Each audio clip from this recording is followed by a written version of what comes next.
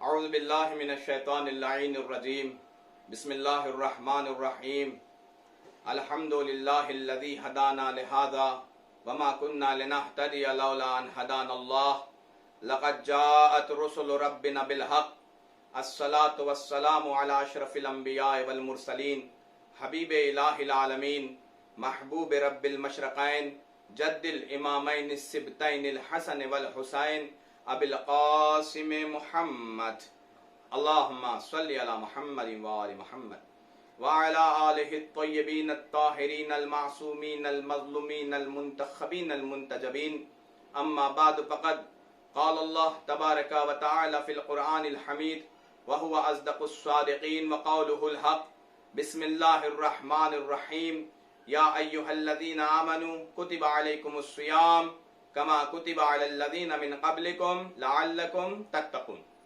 عزیزان محترم معزز سامعین، السلام علیکم۔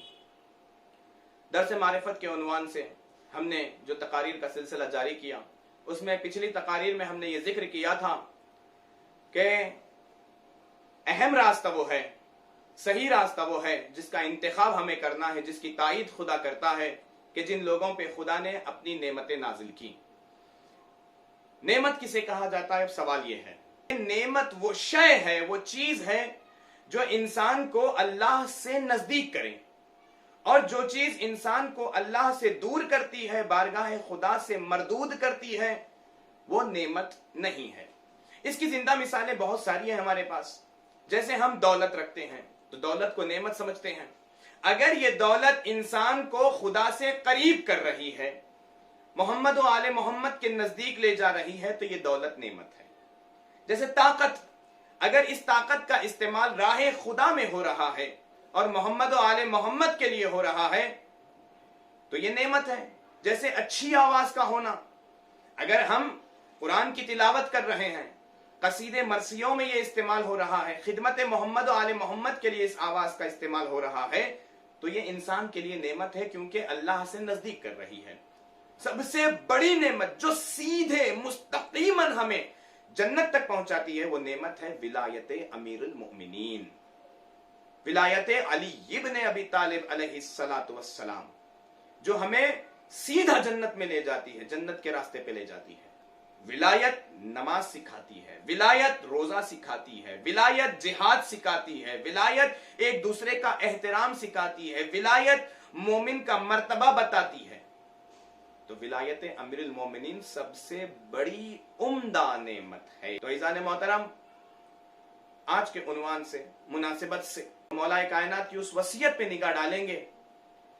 قیامت تک آنے والے مومن و مومنات کے لیے مولا نے اس وصیت کو ارشاد فرمایا تھا، اور وصیت یوں ارشاد ہوتی ہے نہج البلاغہ میں، جس کا ذکر ہے کہ ایھا الناس کل امرئ لاق ما یفر منہ فی فرارہ والاجل مساق النفس والحرب منہ موافاتہ کم اطردت الایام ابحثها عن مکنون ھذا الامر فابى اللہ الا اخفاہ۔ ترجمہ کہ اے لوگوں، ہر شخص، ہر کوئی انسان اسی چیز کا سامنا کرنے والا ہے جس سے وہ راہ فرار اختیار کیے ہوئے ہیں، یعنی جس چیز سے انسان بھاگ رہا ہے اسی کا سامنا کرنا ہے اس کو۔ اور جہاں زندگی کا سفر کھینچ کر لے جاتا ہے وہی حیات کی منزل منتہا ہے۔ موت سے بھاگنا اسے پا لینا ہے۔ میں نے اس موت کو اور اس موت کے چھپے ہوئے بھیدوں کی جستجو میں کتنا ہی زمانہ گزارا، مگر مشیت الہی یہی رہی کہ اس کی تفصیلات بے نقاب نہ ہوں۔ یعنی مولا کائنات ارشاد فرما رہے ہیں، ہمیں سمجھا رہے ہیں کہ انسان موت سے بھاگنا چاہتا ہے، لیکن بالآخر اسے موت کا ہی سامنا کرنا ہے۔ ہیہات علم مخزون اما وصیتی، مولا فرماتے ہیں کہ اس کی منزل تک رسائی کہاں، وہ تو ایک پوشیدہ علم خدا ہے۔ تو ہاں، میری وصیت یہ ہے فَاللَّهُ لَا تُشْرِكُوا بِهِ شَيْئًا، کہ اللہ کا کوئی شریک نہ ٹھہراؤ، اللہ کی ذات میں کسی کو شریک نہ بناؤ. ومحمد صلی اللہ علیہ وآلہ وسلم ولا تضيعوا سنته اقیموا هذین العمودین. اور محمد مصطفیٰ صلی اللہ علیہ وسلم کی سنت کو ضائع اور برباد نہ کرو. ان دونوں سنتوں کو قائم و برقرار رکھو اور ان دونوں چراغوں کو روشن کیے رہو. دونوں چراغ مطلب سنت رسول خدا اور اللہ کو شریک نہ بنانا. دونوں پہ عمل کرو. جب تک منتشر پراکندہ نہیں ہوتے تم میں کوئی برائی نہیں آئے گی.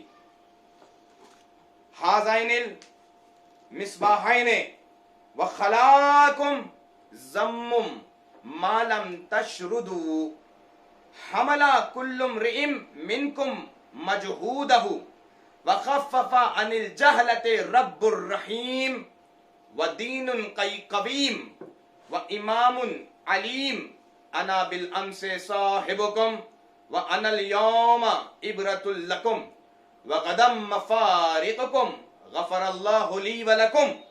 مولا ارشاد فرماتے ہیں جب تک منتشر و پراکندہ نہیں ہوتے تم میں کوئی برائی نہیں آئے گی. تم میں سے ہر شخص اپنی وسعت بھر بوجھ اٹھائے. نہ جاننے والوں کا بوجھ بھی ہلکا رکھا گیا ہے کیونکہ اللہ رحیم ہے, اللہ رحم کرنے والا ہے. دین سیدھا کہ جس میں کوئی الجھاؤ نہیں اور پیغمبر عالم اور دانا ہے. میں کل تمہارا ساتھی تھا اور آج تمہارے لیے عبرت بنا ہوا ہوں اور کل تم سے چھوٹ جاؤں گا. خدا مجھے اور تمہیں مغفرت عطا کرے.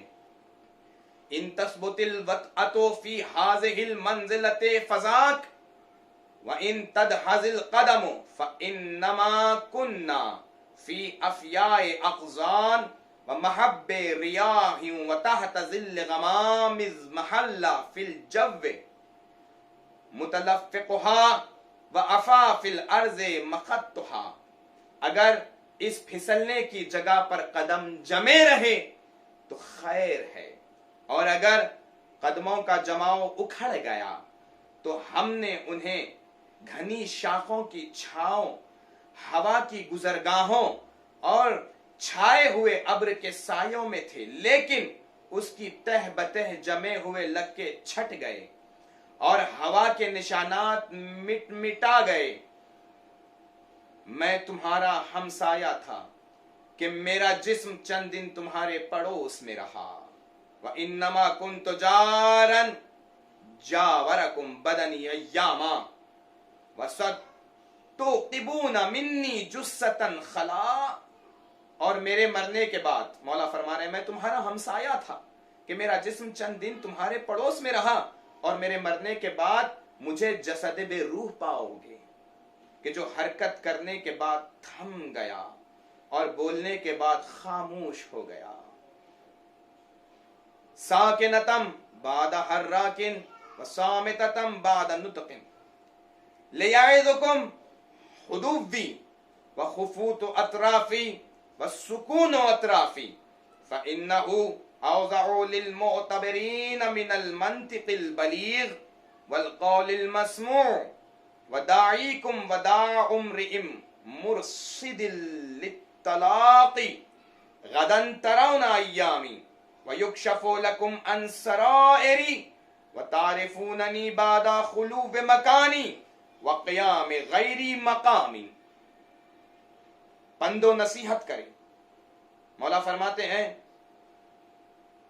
تاکہ میرا یہ سکون اور ٹھہراؤ اور آنکھوں کا مند جانا اور ہاتھ پیروں کا بے حس و حرکت ہو جانا تمہیں پند و نصیحت کرے.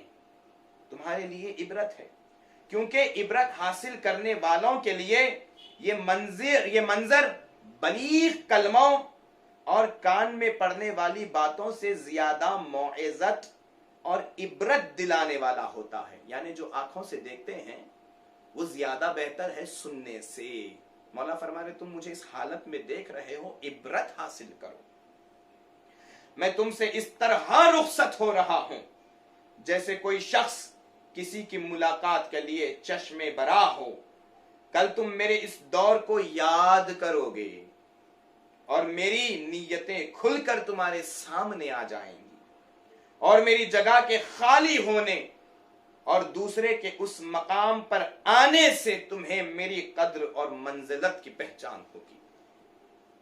مولا ہمیں سمجھا رہے ہیں, اپنے سامنے جو لوگ اس وقت موجود تھے انہیں بتا رہے ہیں, دیکھو جب تک میں تمہارے سامنے تھا تم نے میری قدر نہ کی, میری منزلت نہ پہچانی. اب میں جب تمہارے درمیان سے چلا جاؤں گا اور میرے بعد جو میری جگہ پر تخت پر بیٹھ جائے گا زبردستی, وہ جب تم پر حاکم ہو جائے گا اور جب تم پر مشکلات آئیں گی تب تم سمجھو گے کہ علی کتنی بڑی نعمت تھی. ہاں عزیزان محترم, یہ مولا ہی کی زبان ہمیں سمجھا سکتی ہے, اور یہ کلمات مولا ہی ارشاد فرما سکتے ہیں جس کے ذریعے انسان وہ کمال حاصل کر سکتا ہے, وہ منزل پا سکتا ہے کہ جسے پانے کے لیے خدا نے فرمایا, اور خدا چاہتا ہے کہ تم وہاں تک پہنچو. تو وہاں پہنچنے کے لیے علی کی مدد ضروری تھی. اس وصیت کا خلاصہ یوں ہو, چند لفظوں میں بیان ہو جائے تو بہتر ہے کہ یعنی انسان موت سے بچنے کے لیے جو ہاتھ پیر مارتا ہے اور جو چارہ سازی کرتا ہے, جو بہانہ جوئی کرتا ہے, اس میں جتنا زمانہ صرف ہو, کتنا بھی زمانہ گزر جائے, وہ مدت حیات ہی ہے جو کم ہو رہی ہے. اور جیسے جیسے وقت گزرتا ہے موت کی منزل قریب ہوتی جاتی ہے, یہاں تک کہ وہ زندگی ڈھونڈتے ڈھونڈتے موت تک پہنچ جاتا ہے. یہ جملہ بطور مثل استعمال ہوتا ہے, خلاکم زم, جسے مولا نے استعمال کیا.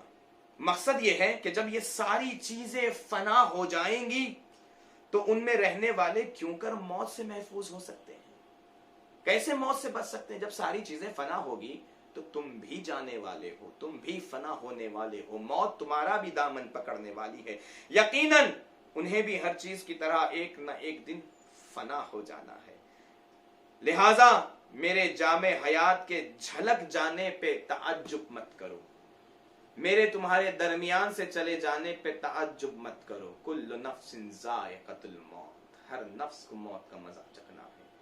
علی سمجھا رہے ہیں کہ یہ مدت حیات کم ہے, اس میں کوشش کرو کہ خدا کو پالو, محمد و آل محمد کے راستے پر چلو کہ وہ مقام حاصل کر سکو کہ جسے علی جنت میں تمہیں دینا چاہتے ہیں.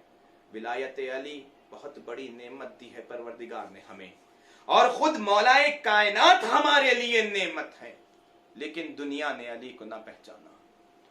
علی کے جانے کے بعد لوگوں کو افسوس ہوا. آج کوفہ میں علی کے گھر گریا وزاری ہے, اور مومنوں کی پہچان ہے کہ اہل بیت کے غم میں مغموم ہو جائے. پر زینب و کلثوم یتیم ہو رہی ہیں, حسن و حسین یتیم ہو رہے ہیں, بنی ہاشم کا خاندان یتیم ہو رہا ہے. آج علی ہمارے درمیان سے جانے والے ہیں. ہاں عزادارو, یہ وہ مولا کائنات, اور میں کہنا چاہتا ہوں یہاں پر رک کر کہ ضرب ضربت لگنا خود علی کے لیے مصیبت نہیں ہے, خود علی کے لیے مصائب نہیں ہے.